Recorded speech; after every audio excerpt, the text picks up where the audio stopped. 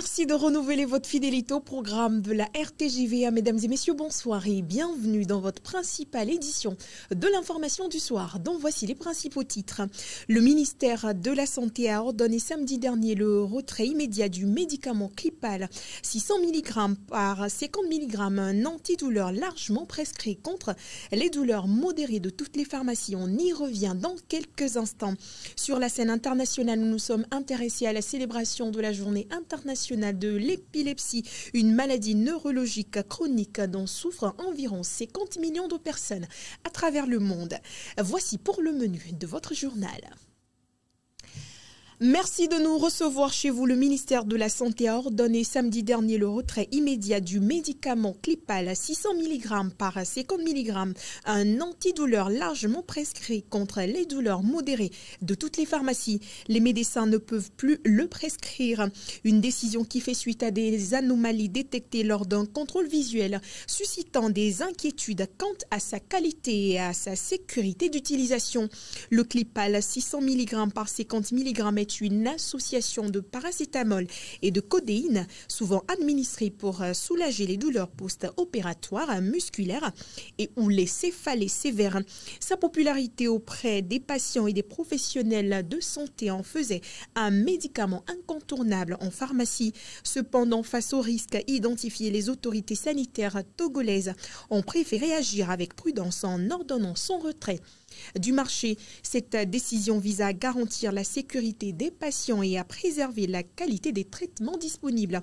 Dans le pays, les médecins ne sont plus donc autorisés à prescrire ce médicament et les pharmacies doivent cesser sa commercialisation avec effet immédiat. Dans un communiqué, les autorités sanitaires recommandent aux patients en possession de ce produit de ne plus le consommer et de consulter leur médecin pour une alternative thérapeutique appropriée. Dans le même temps, les autorités togolaises viennent de lancer une opération foraine visant à délivrer des jugements supplétifs tenant lieu d'actes de naissance à 1000 femmes vulnérables à travers le pays. Il s'agit d'une campagne portée par le ministère de l'Action sociale en partenariat avec le ministère de l'Administration territoriale. De ce fait, cette action s'inscrit dans le cadre de la Journée internationale des droits des femmes, célébrée le 8 mars de chaque année.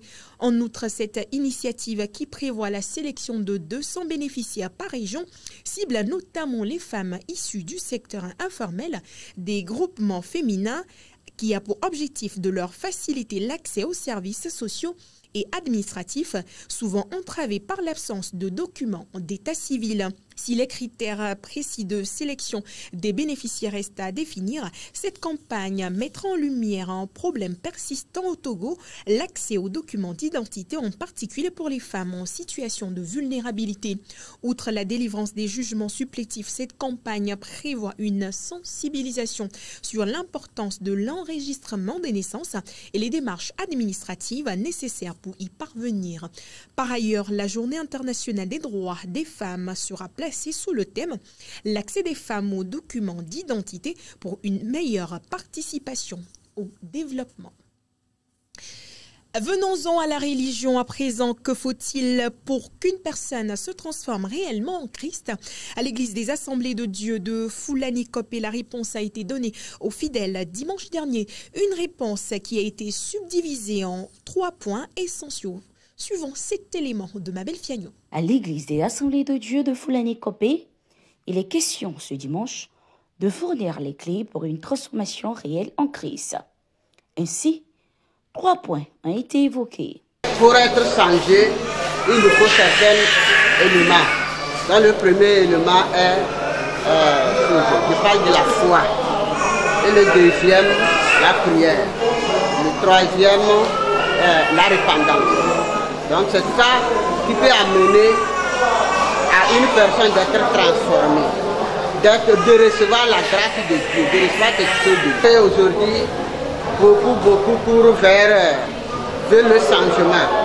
Mais ils ne savent pas exactement ce qu'il faut pour recevoir ce changement ou bien avoir le changement là. Donc j'ai été inspiré de toucher au moins ce point-là pour montrer aux gens ce qu'il faut pour avoir le changement. Occasion de lancer un appel concret à chaque chrétien. Recevoir Jésus-Christ, c'est un atout c'est une bénédiction parce que c'est le sauveur du monde. Donc il est venu pour nous et je lance un appel à tout le monde d'être un chrétien. Ce n'est pas suffisant, mais de recevoir Jésus-Christ et de se repentir, de laisser ces mauvaises pratiques pour que Jésus règne en nous. Les fidèles de leur côté repartent ainsi satisfaits de ce culte, ayant désormais reçu les clés pour ouvrir toutes les portes. Et puis le culte dominical dimanche dernier à l'église des Assemblées de Dieu d'Atidomé s'est déroulé dans une ambiance de gratitude envers l'Éternel. Une célébration qui a donné place au message intitulé « Être le modèle pour impacter le monde ». Un thème qui vient exhorter les fidèles à cultiver les fruits de l'esprit afin d'être à l'image du Christ. Kezia Nousouglo nous fait le point.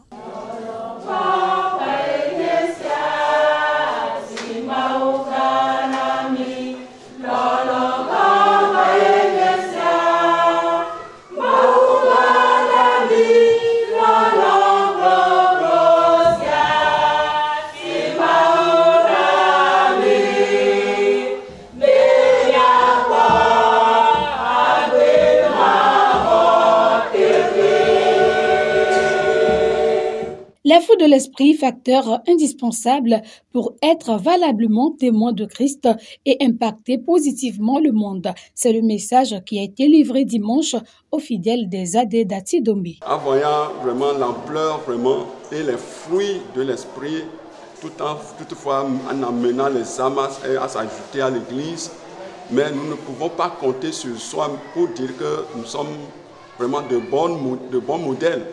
Mais il est de moment maintenant à ce que nous réclamions ceci pour que l'Église ait vraiment une qualité voulue pour le Seigneur, pour pouvoir vraiment les préparer et aller maintenant en face du Seigneur en ce jour de repos.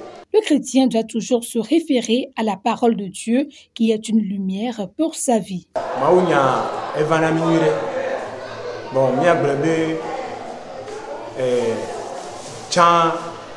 Le agbe amela maunya me anyimano manoa mi meten wona nunyu wole maunya pe baba mea egbe mi yakwa gbe atro abe nde ape enya ike utona mila nye kokko maunya pe kokko la khosenye edefia alo enam nyabena nya agbe a ekpototro maunya teni segbe a mau enya wodole nya bechi enyala elenye kekeli nami ene enyala elemia mela nyanye kekeli ba mu mia kele na mi okata le victime donc mi anto cha mi aja gba bena bobo kokola ne pere mi anti bena esime mi sena be enyala ntono dowu nami enyanye pere una mi okata le victime maunya ike esegbe nyinu ike to jijo nu subo sike de fiabe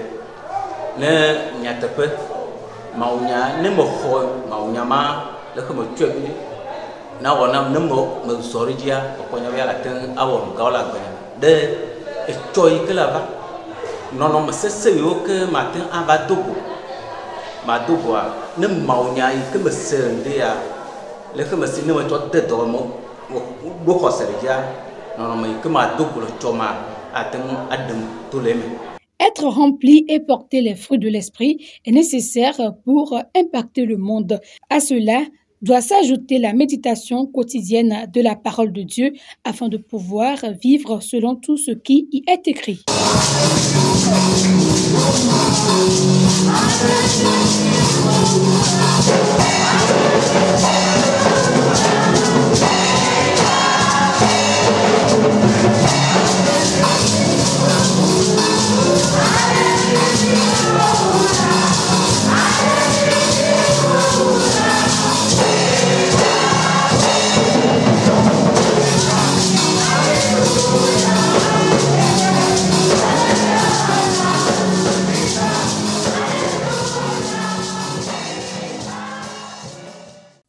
Répandre l'évangile dans le monde est la préoccupation de tous les disciples de Jésus, mais le propager dans son intégralité est le choix de l'Église des Assemblées de Dieu du Togo en créant en son sein l'Office de développement des œuvres sociales.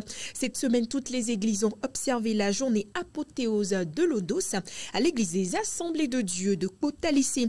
Les enseignements ont été focalisés sur le thème « Le développement dans l'intégralité ». Le constat est de Marie-Louise Amouzou.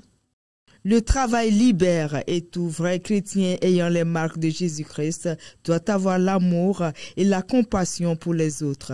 À cet effet, doit sérieusement travailler afin d'arriver à bout de ses objectifs, à savoir aider à mettre sur pied les offices de développement sociaux pour le bien-être et le développement des frères et sœurs dans l'Église. On a mis l'accent sur l'importance des œuvres sociales qui nous serait très bénéfique individuellement avant d'être collective.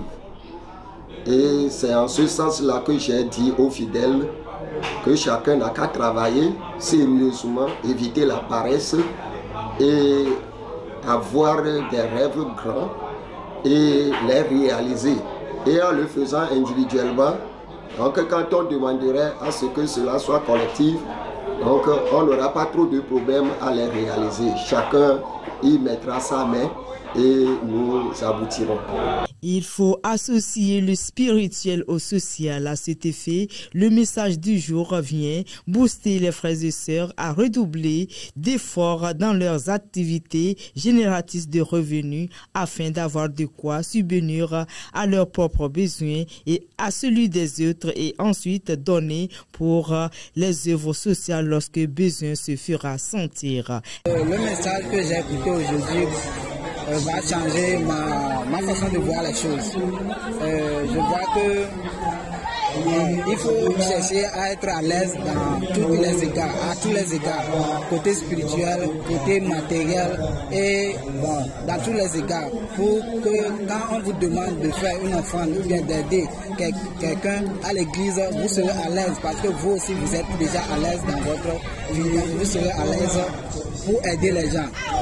Quand vous n'êtes pas à l'aise, vous n'avez pas les moyens pour subvenir à vos besoins, aider les gens serait difficile à vous. Vous ne pouvez pas aider les gens dans ces conditions. Les œuvres sociales ont une importance capitale dans la vie de l'individu et de la société. L'enseignement est venu à point nommé et ça a encouragé les fidèles à s'exercer eux-mêmes, à entreprendre quelque chose. Et lorsqu'ils auront les moyens, ils pourront également investir dans le social aussi et cela pourra contribuer au développement non seulement de l'individu, mais également de la communauté chrétienne et partant de la société tout entière. Les hôpitaux, les centres de santé, les écoles, les institutions bibliques et théologiques et centres de formation, les institutions de médias et communication ne sont pas les moindres dans l'expansion de l'évangile du Seigneur.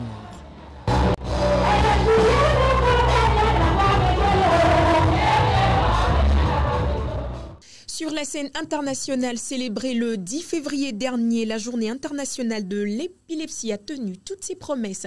Cette année, maladie neurologique chronique, l'épilepsie est caractérisée par des crises récurrentes dues à une activité électrique anormale dans le cerveau.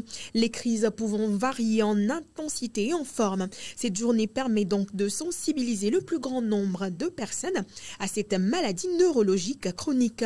Environ 50 millions de personnes dans le monde souffrent de l'épilepsie et 70% des personnes épileptiques pourraient ne pas avoir de crise si leur état était correctement diagnostiqué et traité selon l'Organisation mondiale de la santé.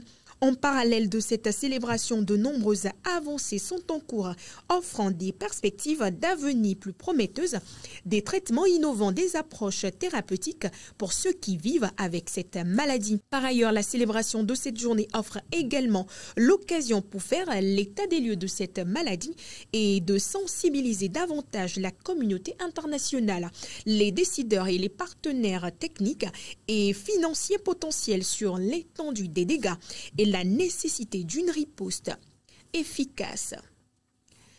Voilà, mesdames et messieurs, ce qu'il fallait retenir de l'actualité de ce soir. Très belle soirée à vous.